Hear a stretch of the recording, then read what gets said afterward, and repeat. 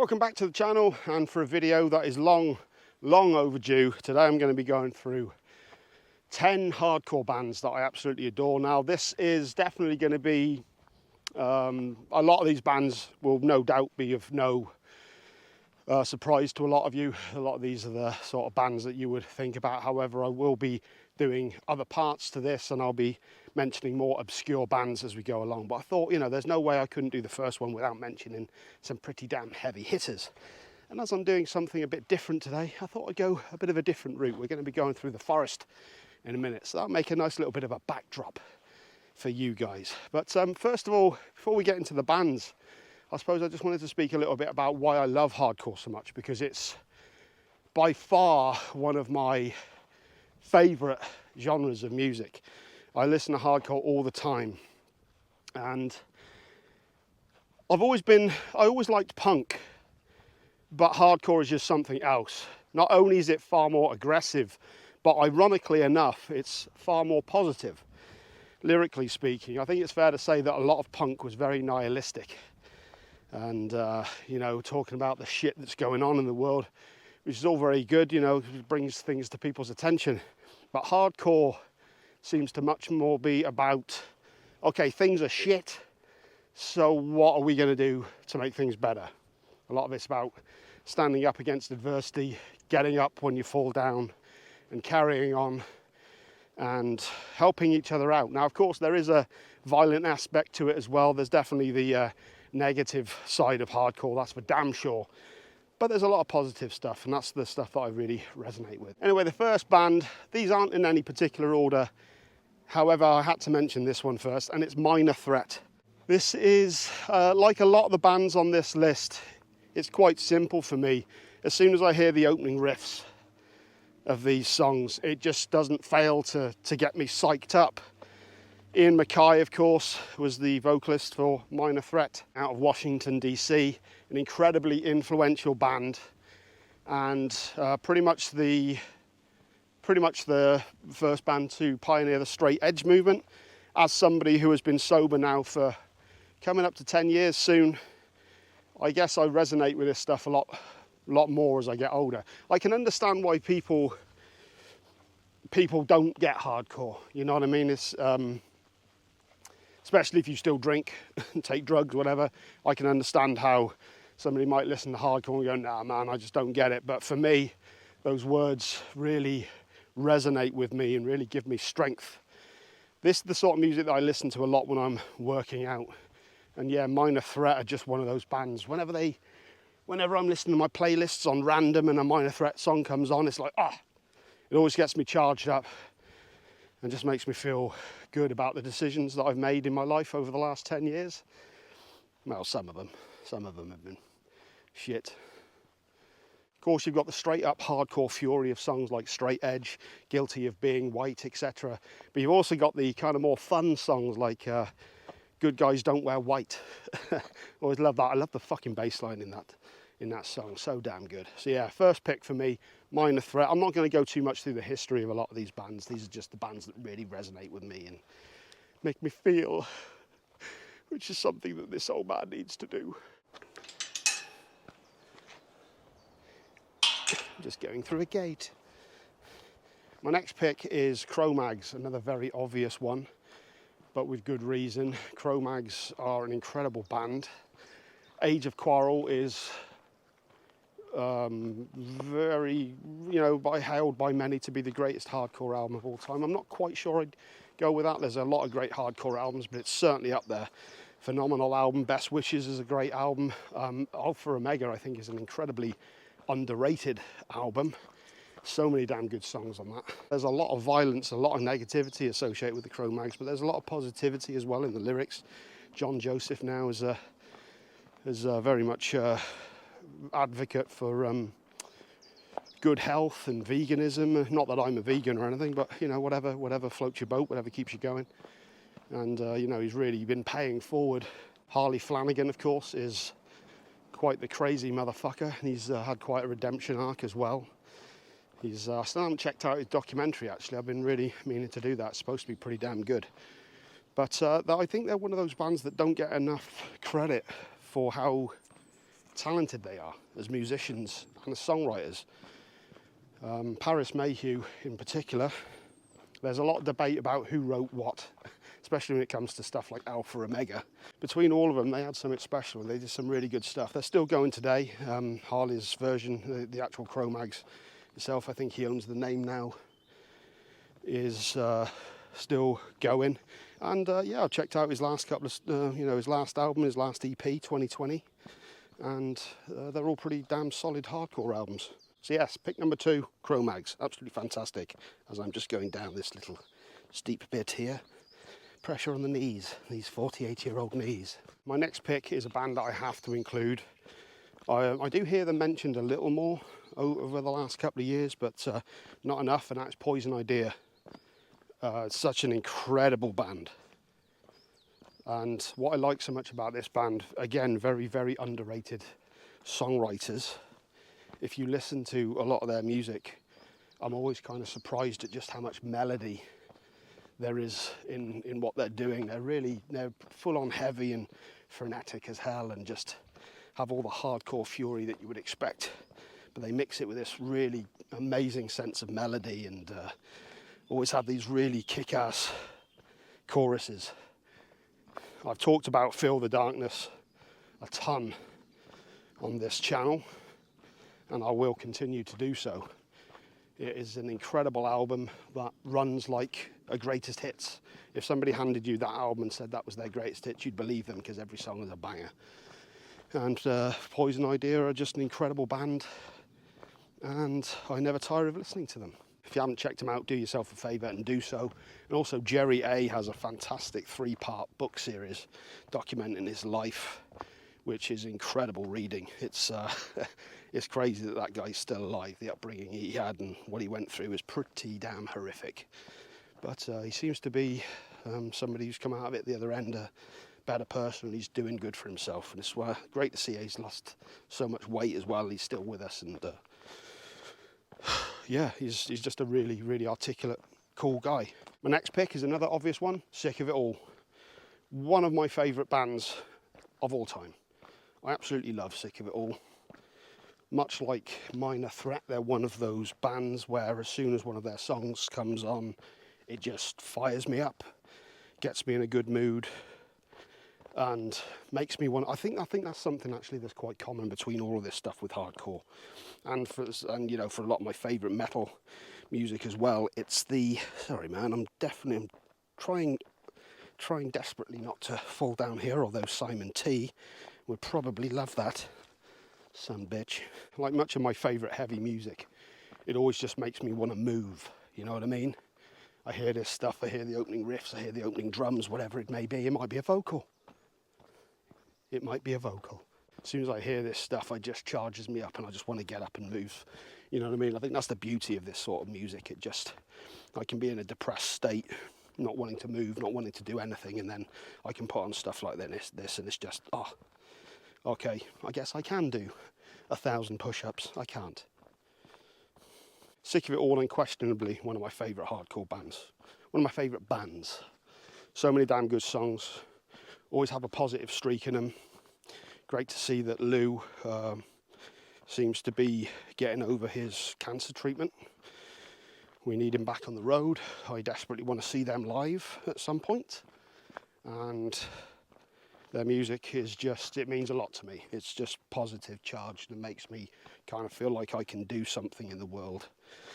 And I think that's a huge part of hardcore as well is also the lyrics. There's always a debate about whether lyrics are important, and I'm 100% a believer that they are. I should do a video on that actually. You know, the importance of lyrics in music, because hardcore is one of those genres of music that's definitely true for me. You know, it's the lyrics as much as anything that gets me amped up and makes me want to do things. So yeah, Sick of It All are definitely one of those bands that showcase that for me. Incredible band. I love Sick of It All. Fucking great. Now this originally was going to be 10 bands, but I think it's going to be more like 12, because this next one I have to include. I was debating not including them, but there's no way I can't. And there's also a newer band, sort of like 20 years old, but I want to talk about them as well. But there's no way I couldn't mention Bad Brains. Of course, HR now has gone through some pretty bad health concerns. I know he's having a lot of problems with, I can't remember what it was wrong. Something was wrong with his brain in terms of like getting major headaches and migraines that would almost paralyze him and stop him from doing anything for days on end. So he's definitely a shadow of the man he used to be, unfortunately. But my God, in his day, what a phenomenal band. Bad Brains seem to be one of those bands where people either heap a huge amount of praise on or kind of just go the complete opposite way and like, oh yeah, they're overrated. It's like, I don't understand that at all. They're a phenomenally important band, incredibly influential, and no way I couldn't include them on this list. Fucking great band. Next up is the band that, along with Sick of It All, were, I guess, my first real introduction in the hardcore, and that is, of course, Brooklyn, New York's Biohazard, yes. Saw them last month, actually. They were fucking great.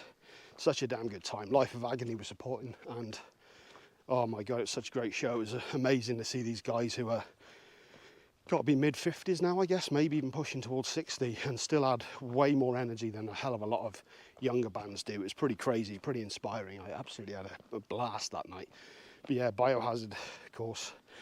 I think they've done a lot of good stuff, but the first 4 albums, Mataleo, doesn't get enough respect, are absolutely essential listening. Another one of those bands who really, they lived the life that they were talking about, you know what I mean? I think that's an essential part of hardcore and metal as well. It seems to be, there's an integrity and an authenticity that's absolutely essential for these sorts of bands, and Biohazard are definitely one that has that. Another one that talks a lot about the streets they grew up in, and as the albums progressed, they kind of got more into talking about the world as a whole. World as the State of the World Address, of course, is a good example of that. Realising that we are all the same. We're all looking for the same things across the world. We're all trying to look after our families and keep them fed and keep them sheltered, and yeah, just keeping your chin above water. Love Biohazard. Been listening to them since, what, 92. It's kind of crazy. One of the things I love about being an older metalhead and hardcore kid, I suppose, is being able to look back and think that I've been listening to this music for as long as I have. Like, there's an integrity that you have with that, you know what I mean? It's like, this isn't a phase, this clearly isn't going away, this is something that is always going to be a part of my life, and I fucking love it. Got my high horse there, didn't I? Next is another very obvious pick, and also a band that I saw just over a month ago, Madball. I always remember seeing Times Are Changing, the video for that when it first came out. Was that back in 94, I think it was? 94, 95, might have been earlier actually. Wouldn't surprise me, I often get these dates wrong. But I was always kind of struck by how full on aggressive it was and how real it seemed. And like Biohazard, they're another one of those bands. When I saw them live last month, when was it? I can't remember. It might have been January or February, actually. I can't remember. What does it matter anyway? When I saw them, I was just blown away by how good they were. Like when Freddie got on stage, the energy was just like, oh yes, this is what it's about. I kind of felt at home in a way. Oh, there's a path of things going on over there that I never knew before. There you go, the path of least resistance, guys. Or is it? Oh, fuck off. Madball are another one of those bands as well, who, much like Biohazard, the original, the kind of earlier years was much more about the sort of gangster lifestyle, or gang lifestyle, should I say, and honour and respect. And as they progress through the years, it kind of seems to me more about us sticking together and uniting, and being stronger as a species by coming together and uniting, which is kind of a exact same way of saying what I just said. To be fair, I was getting distracted by the views around me. I love where I live, it's fucking great. Now, of course, there's no way I can talk about Madball without mentioning Freddie's older brother, the mighty Roger Moret from Agnostic Front. I think Victims in Pain is one of the greatest hardcore albums ever, if not the quintessential hardcore album.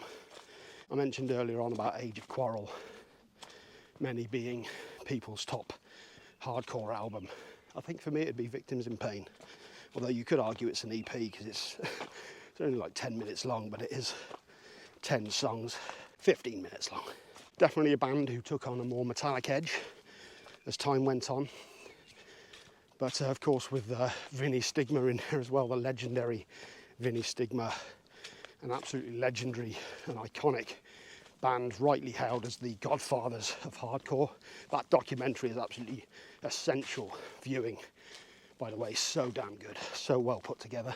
And if they're not the godfathers of hardcore, they're certainly the godfathers of New York hardcore, which is very much its own thing and very much respected. Yeah, Agnostic Front, of course, they had to be on this list. Next up, we have a band that has to be included again for me, Terror. Scott Vogel, of course, and his cohorts, just so damn ferocious. One of those bands that in my eyes don't have a bad album, always heavy as fuck, always fast and aggressive and just to the point, no messing around.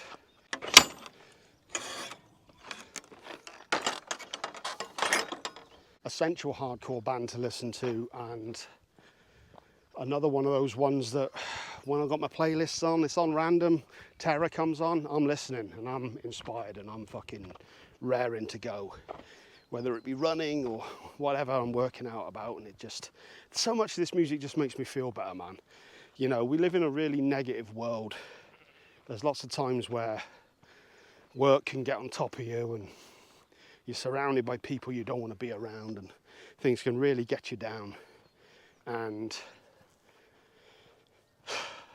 when I listen to this sort of music, it just, I don't know, it kind of empowers me. It makes me feel like I'm actually in charge of my life and that I can get things done. You know, that's not just for Terror or all of these bands in general. It vitalizes me. It's like vitamins. It's like protein, you know what I mean? It's an audio equivalent. And it just makes me feel good and makes me feel that I can really get things done. I fucking love Terror. I fucking love hardcore. My next two picks are in many ways more on the punk side of hardcore, but still hardcore in my eyes nonetheless. The first is Bad Religion. I love the energy of this band. I love the intelligent lyrics. I love the positivity that comes from the music.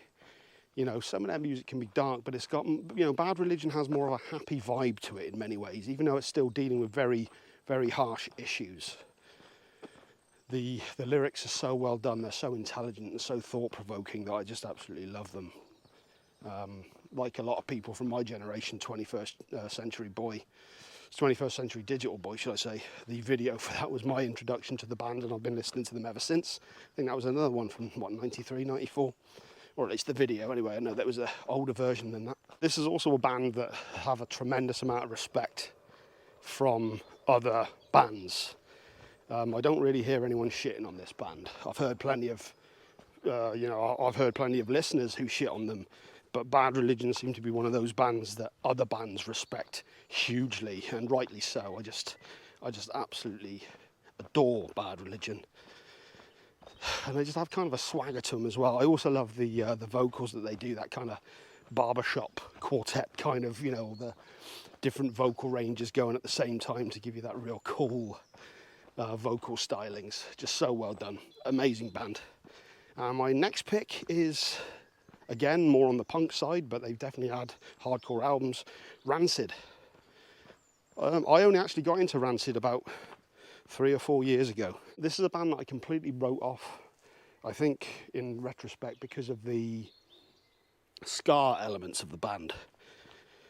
I didn't really give them a chance, but about 3-4 years ago, I just actually sat down and listened to And Out Come the Wolves, and I was blown away and completely mesmerised by what incredible musicians they are. Matt Friedman, of course, the bass player, is an absolute a legendary bass player, somebody who doesn't get enough respect. Well, I suppose he does actually. But I was completely blown away by the songwriting and the musicianship of the band.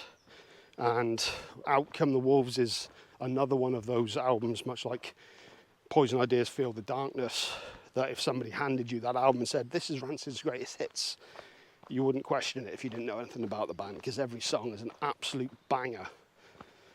Amazing band, amazing albums. Their last album as well was just incredible. I've listened to that so much since it came out. No way I couldn't mention Rancid. So that's all my picks, but there was a band that I did mention earlier that I wanted to talk about that was a little new. I say newer, they're like 20 years old at this point. And they're kind of hardcore tinged, but I class them as hardcore, and that is Harm's Way. I absolutely love this band. So damn heavy. I was first introduced to them when I was doing my album review channel, Free to Be Who I Be, which is still online, by the way, if anyone wants to go and check it out. And I used to review albums all the time. I had a ton of people telling me that I needed to check out the new Harm's Way album, Post-Human. So this was back in 2018. And I listened to that album and I was absolutely blown away.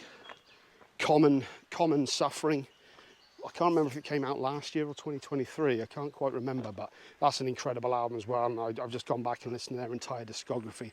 They've definitely got a metalcore element to them, and there's definitely more, you know, there's definitely parts of them that have things in common with bands like Converge and Neurosis, etc. They've definitely got those more, you know, droning elements going on in what they do. But if you haven't checked out Harm's Way, do. I think I said in my original review of Post-Human, sometimes you just want to listen to music that makes you want to put your fist through a wall. And I kind of stand by that. They're just one of those bands that just inspire me to, they're just fucking great workout music. I absolutely love Harm's Way. Anyway, here we are on this little river, this little bridge, which strikes me as quite a nice place to finish the video.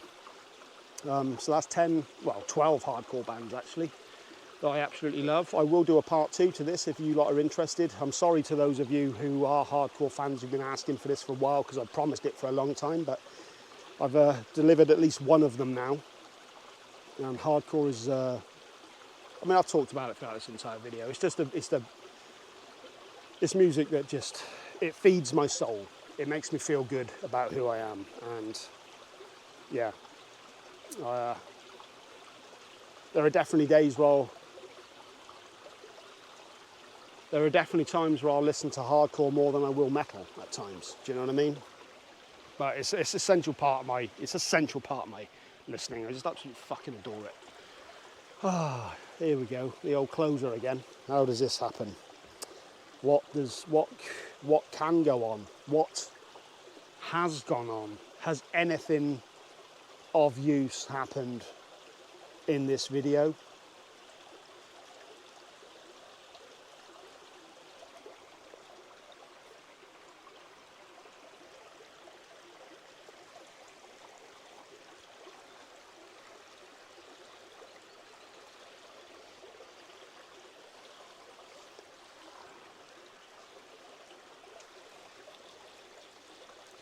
See you later. Bye.